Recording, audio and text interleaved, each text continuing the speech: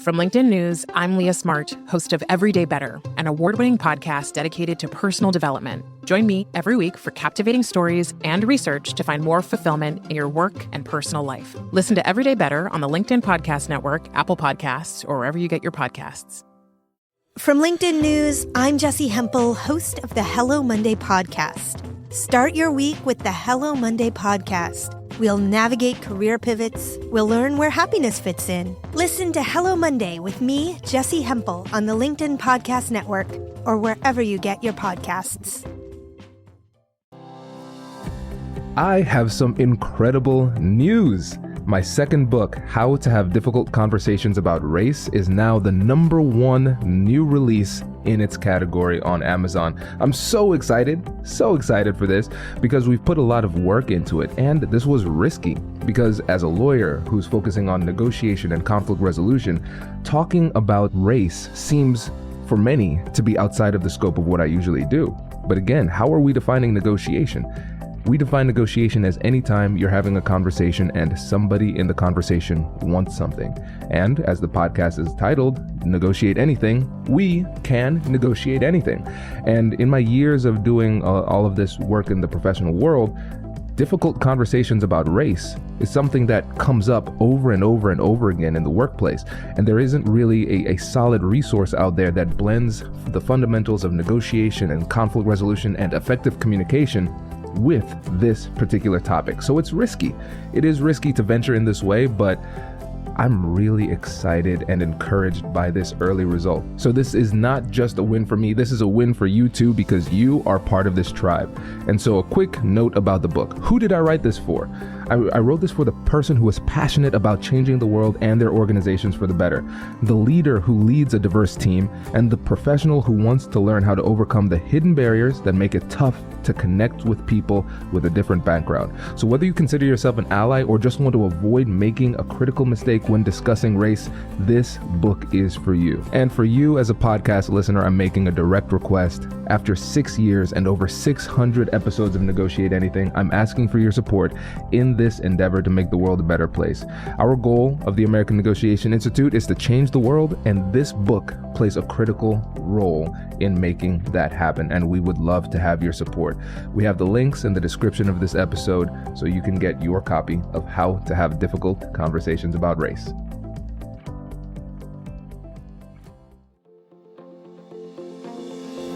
Hello, my friends, and welcome to another exciting episode of Negotiate Anything.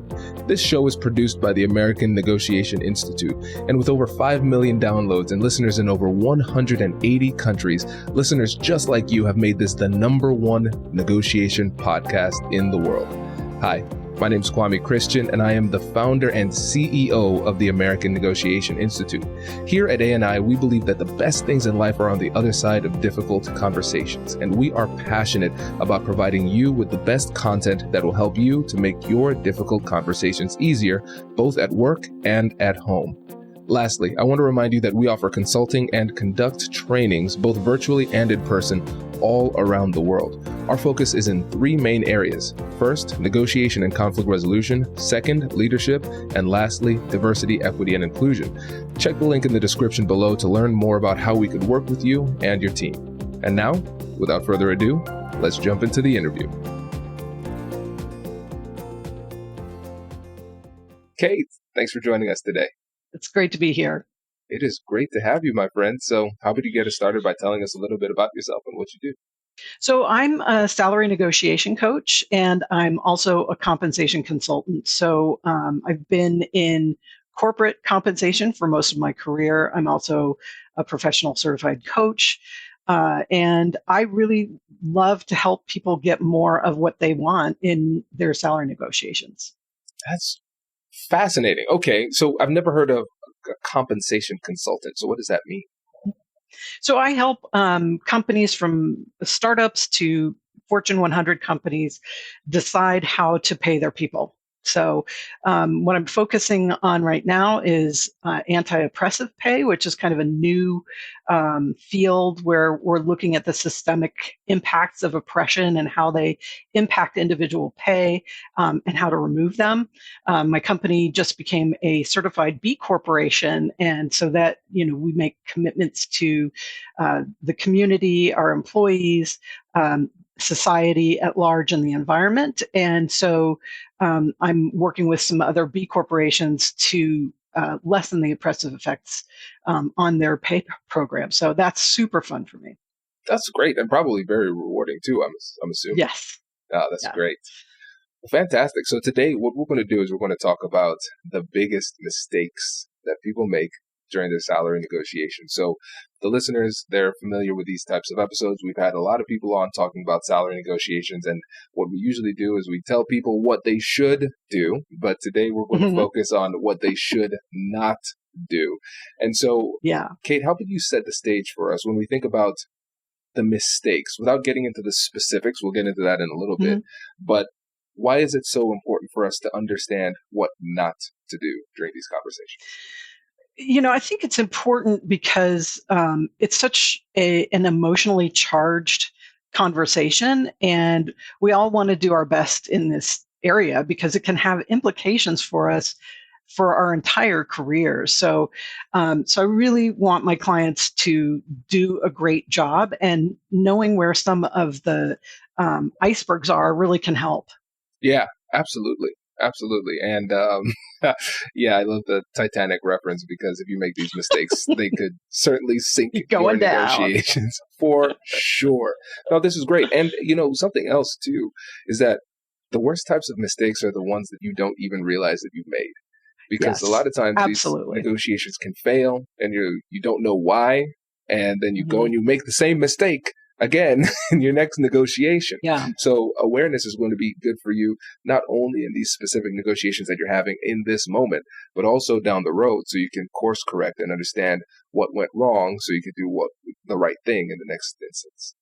Yeah, absolutely. And we learn a lot about salary negotiations from, friends and family, and, there are people who really don't know what's going on inside of a company who are giving people advice on this topic. And, it can be really outdated, or it can be, just not a cool way to do this stuff.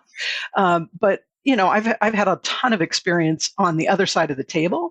And I also know how pay programs are designed and things like that. And so that's one of the ways that I can help my clients situate themselves in a better way and help avoid some of these mistakes. Yeah, this is great. Yeah, because it's possible that the people who are giving advice have been making these mistakes too, and they just didn't know it.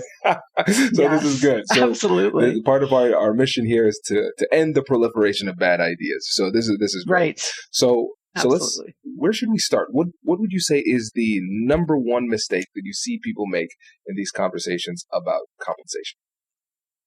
Well, it's hard to pick a top one. I know we're going to talk about more than one. But if I had to pick the first one, I would say don't take things personally. When people take things personally, that's one of the biggest mistakes. And you really have to look at it as a business problem that you're trying to solve collaboratively, right? I mean, it's not about you. And the way that companies pay people really isn't about the person at all. It's how much they value the work that you'll be doing for them. And so it's normal that different kinds of companies might value that work differently. And so you just have to remember that it's really a statement on the work and not a statement on you as a person. And it's really hard to get that emotional distance, but when you can be a lot more effective. 100%. Because if you start taking things personally, then you're losing that perspective, and then you'll probably respond emotionally. And oftentimes our emotional responses are not the appropriate responses for the negotiation. They might feel good in the moment. Don't get me wrong. They feel great. But, but then you have that Or it might feel terrible too. Might feel that's the thing. That's the thing. You're kind of, you don't know. It's random in that situation, right? Because sometimes the emotional response can feel good. It could be cathartic in the moment, and then the ramifications are down the road. Or maybe it feels bad in the moment too. Or maybe you get lucky. And so I Maybe think you got lucky. it's really important to recognize the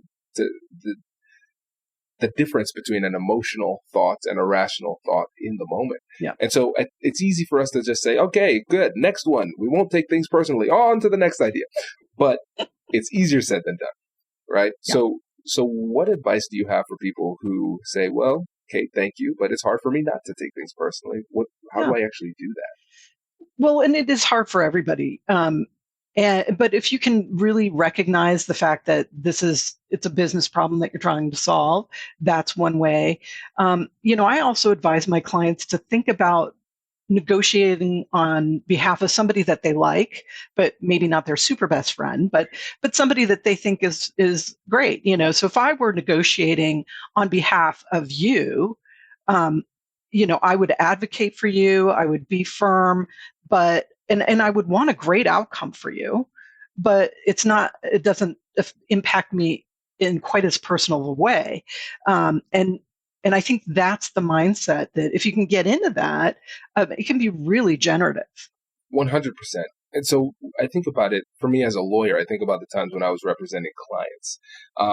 It's an interesting phenomenon because they can say things that are offensive about the situation, but since I have that distance, I can handle myself. I can think about several times in negotiations where I was with my client and they said something that I knew that they would take personally. And I was just texting them, don't say anything, just let me handle this, right? Be quiet. Because I have that objectivity, I have that distance. And it is Yeah. a really powerful mental trick you can play on yourself to say, all right, I'm not Kwame, but I'm going to negotiate on behalf of Kwame. Right, or Whitney, my wife, or my brother Kobe, or whoever it happens to be. But I put that other person, I kind of other myself in that situation. Gives a lot of perspective. Yes. Does your company invest in professional development training? If you believe that your team would benefit from a negotiation workshop, all you need to do is go to our website, fill out the workshop request form, and then we'll set up a time to chat. These workshops are completely customizable, and we've done them all around the country. Negotiation and conflict resolution skills are beneficial across all professions, but they're especially useful in procurement, purchasing, sales, sourcing, and contract management. Our calendar is filling up quickly, and we even have some workshops scheduled for next year. If you think you might want one, I'd suggest reaching out soon so you don't miss out. Check out the link in the description to learn more, and we will be right back after this.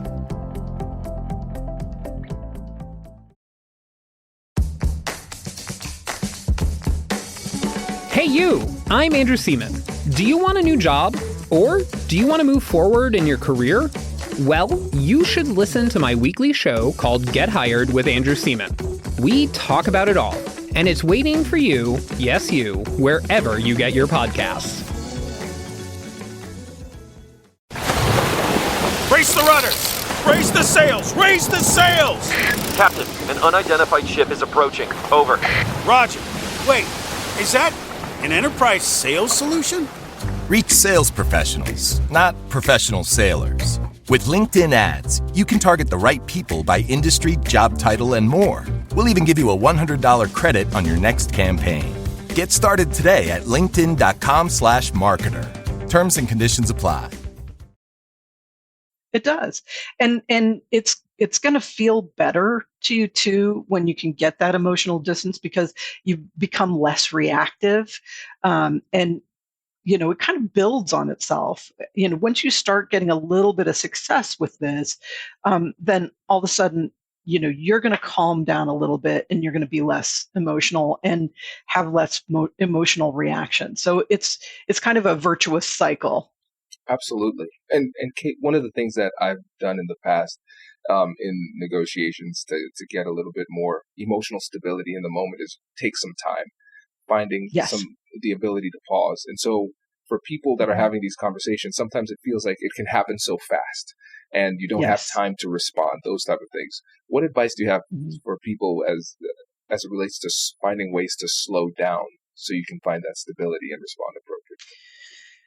Well, I think one of the most important tools that we have in salary negotiations is silence.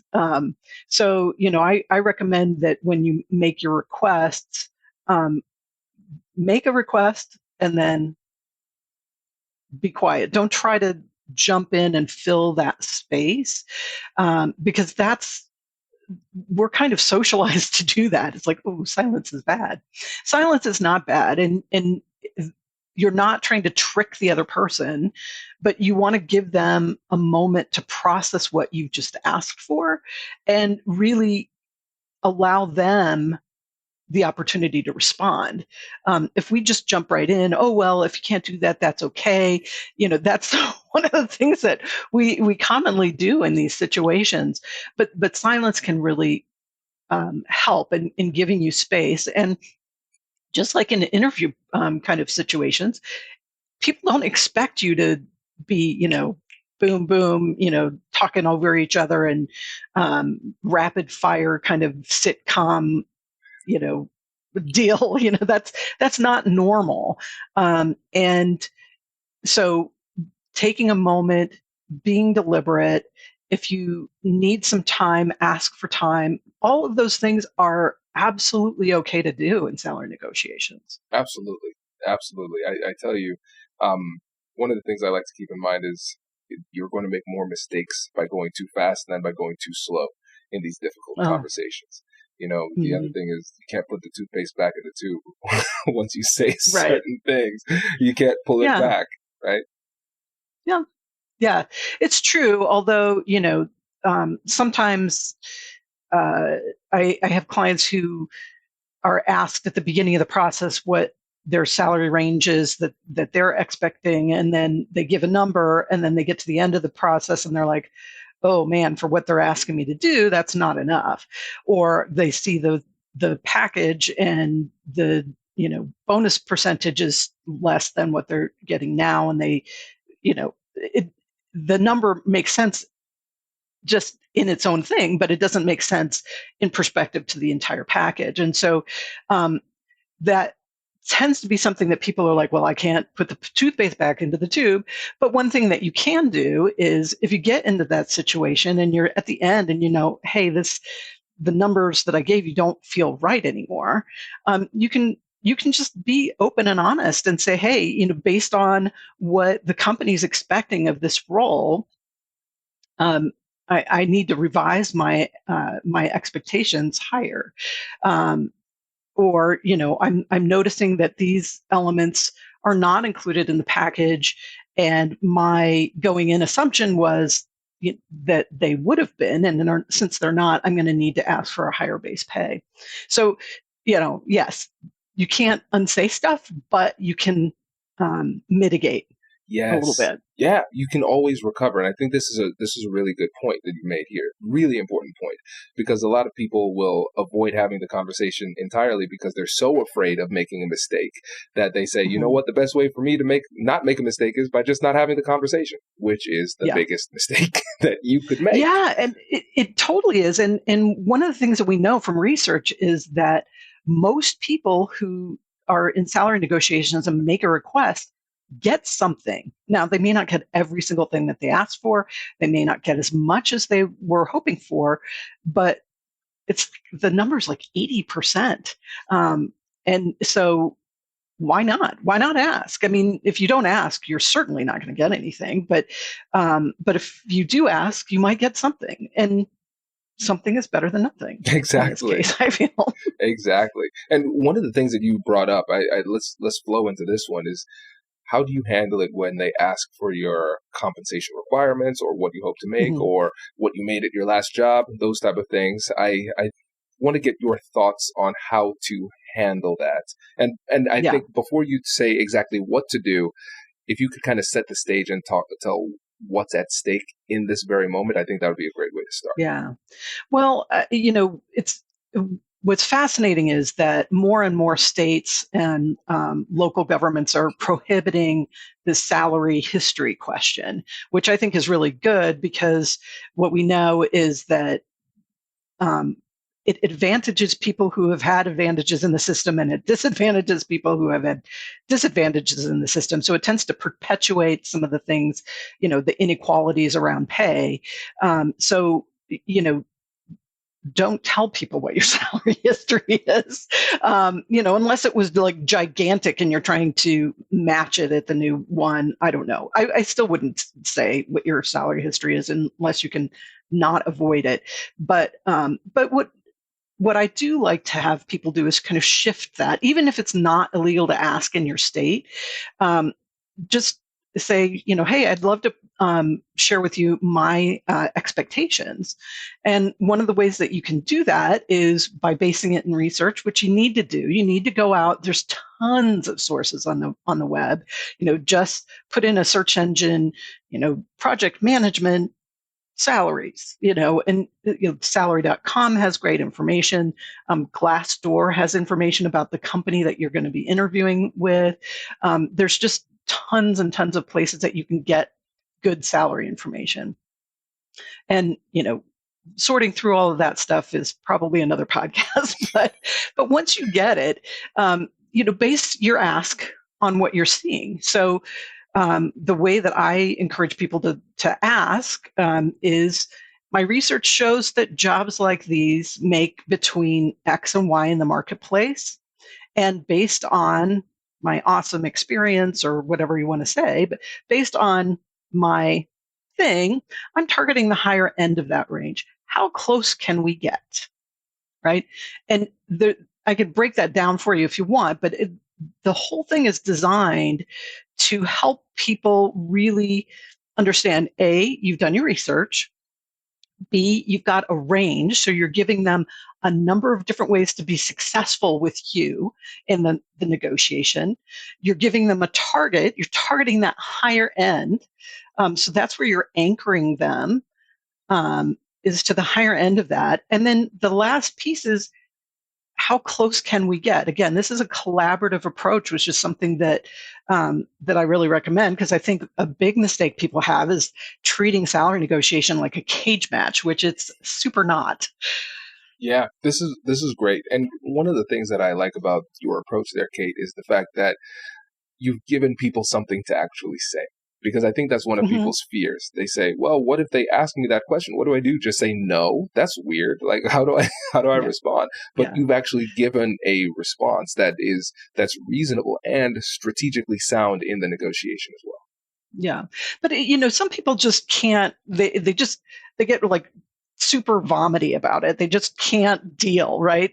And so if you can't face the idea of doing your research and then anchoring things, you can also ask them, hey, without knowing more about your total rewards package, it's hard for me to give you a number.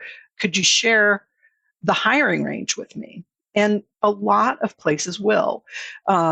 In some states, it's required to have it on their job descriptions. And for some kinds of companies, they are absolutely committed to putting salary ranges on there. Some places will, maybe be a little bit shy about giving it to you, but most of them will. You want to make sure that you're in the same ballpark. This is not really, them trying to do a mind game with you or something like that. Everybody wants to know, hey, are we playing in the same pool? Absolutely. Yeah, it makes sense. And again, this is one of those, I call them inflection points in these difficult conversations. The entire conversation is important, but not all parts of the conversation are equally important. And this is one of those times where it's very, very important that what you do or do not do at this stage can have a significant impact on the outcome. And so I really appreciate the fact that you've given people practical advice with the words to actually say in order to get the most out of it. Yep. Well, and, honestly, I love the inflection point idea, because this is an important piece of the conversation. And because people know it's important, they get all freaked out about it. But, do your research and get familiar with what needs to be said. Practice it, because practicing it out loud is super important. I know that I sound amazing when I practice in my mind, right? But with just getting those words out into the open is really important, even if you just practice it with your dog or whatever. But you really need to speak them out loud. Absolutely. Yeah, it's so important. It's so important. And when you think about role playing this, what tips do you have for how people should actually do these role plays with a friend or a partner or whoever happens to be? Well, I love the idea of kind of thinking about the different scenarios that could happen. So if you make a request for a higher base pay, which is one of the most common things that I see people negotiate, right? They can either say yes on the spot, which is very unlikely. They can say, well, I don't really know about that. I'm going to have to check with the hiring manager. That's the most likely scenario, right? Or they can say, no, it's not happening. We're not negotiating. So it would behoove you to practice how you're going to respond to all three of those things. If they say, you know, if they say yes, if they, say they have to talk to somebody else, what are you going to do? How are you going to respond? And just practice each of those three scenarios. This is great. This is great. When you think about mistakes that people make typically, what are some other things that come to mind? One that I hear more with women than I do with men is this idea of giving away your power in order to be perceived as nice. So I had this client who, I just love this client, and she was negotiating with her dream company, and she'd done some really great things along the way around, talking to them about, base pay and everything. And she got the offer, and she said, well, the offer's really good. I'm just going to take it. And I'm like, thinking to myself, well, why hire a salary negotiation coach if you're not actually going to negotiate? But we talked about different scenarios. What are the different pieces? And it turns out that she was really concerned about a sign-on bonus because she wanted to. She was moving her family, and there were some costs that were associated with the move that were not covered in the relocation policy and all that kind of jazz.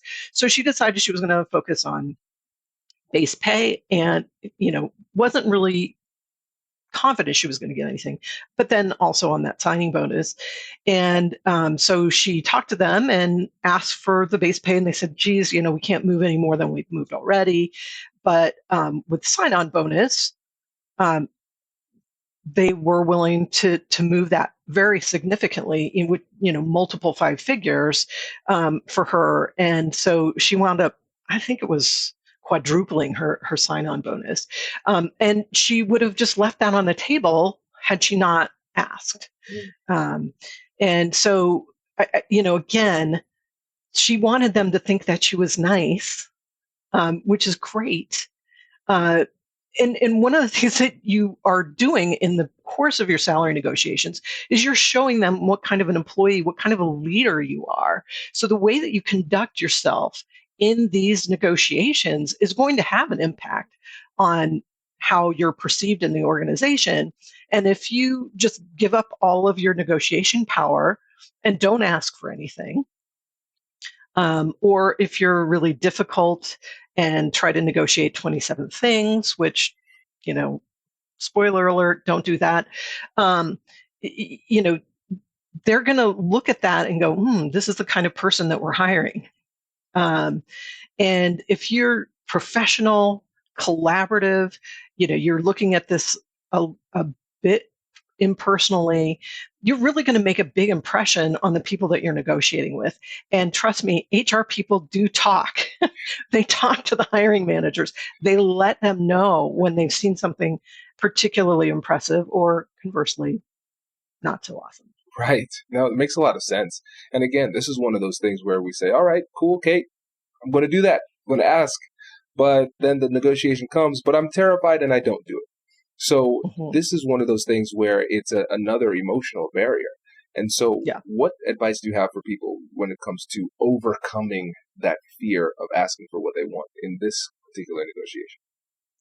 Well, I think for me, I really do believe this, and I share this with all of my clients, is I think negotiation salary negotiation is good for everybody. I think it's good for the candidate. I think it's good for the company.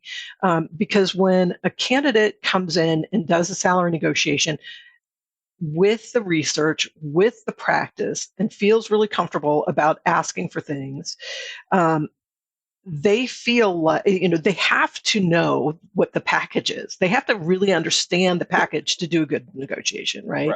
So that's one thing that's helpful to the employee, but it's also helpful for the company. They want people to know and appreciate everything that's going into that offer, right?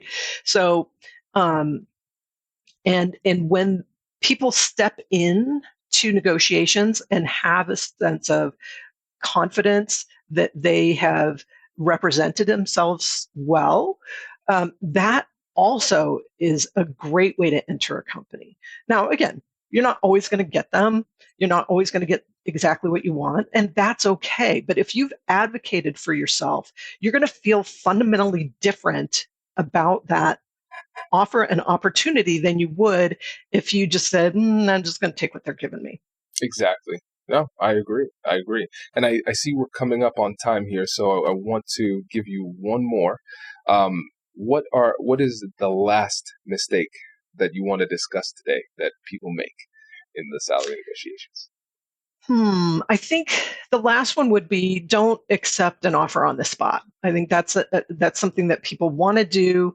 They've been through, and many times, a very rigorous interview process, and it's very emotional, and they just can't wait to get to the finish line, and they just don't want to deal with emotional stuff anymore. But you rarely will have the power that you have for negotiation that you do when you're a candidate. And so by not taking advantage of this and not doing that hard work, you're giving up a lot. And again, even if you don't get anything, I do think that it's an important thing because you're showing the company, again, who you are and that you self-advocate, that you do your research, and that you care about this stuff, that you've actually read what they've given you, and that you're articulate in terms of the way that you ask for things. So I think all of those things combined, it's a win-win thing. Negotiate your salary every time. The only time that I recommend people don't do it is if the company says at the forefront, we're not able to negotiate the salary because you're in the training program and we're paying everybody the same. Even then, I would still try to negotiate for like a sign-on bonus or something, but don't accept the offer on the spot. Just don't do that. Yeah. I agree. And I think that's a great note to end on. Kate, I really appreciate it. And listeners, I know you're probably saying, wow, I wish we had more. Well, just wait. Hopefully we can have you back on, Kate, because I know there are a lot of other things that you can talk about. You literally wrote the book on it. So we'd love to have you back. But before you go, can you remind the listeners about your book, your company, and how they can get in touch with you? Absolutely. So my website is Kate Dixon, KATEDIXON.org. And if you want to get in touch with me, info@katedixon.org is great. My book is Pay Up, Unlocking Insider Secrets of Salary Negotiation, and that's available anywhere books are sold, at least online. I do coaching, I do all kinds of different things, and I would love to hear from your listeners. Fantastic. Kate, really appreciate it. Thanks for coming on today. My pleasure. Congratulations! You've just joined an elite club. By listening to a full episode, you're now officially on the Negotiate Anything team. So welcome aboard. What most team members do is they subscribe to the podcast because that allows them to automatically get the latest episodes of the show. The best things in life lie on the other side of difficult conversations. Keep learning, keep practicing, and keep getting better. Your relationships will improve, your career will soar, and you'll have the confidence you need to get the most out of these crucial conversations. Again, thank you for joining the team. We're excited to have you, and I will see you in the next episode. I'll catch you later.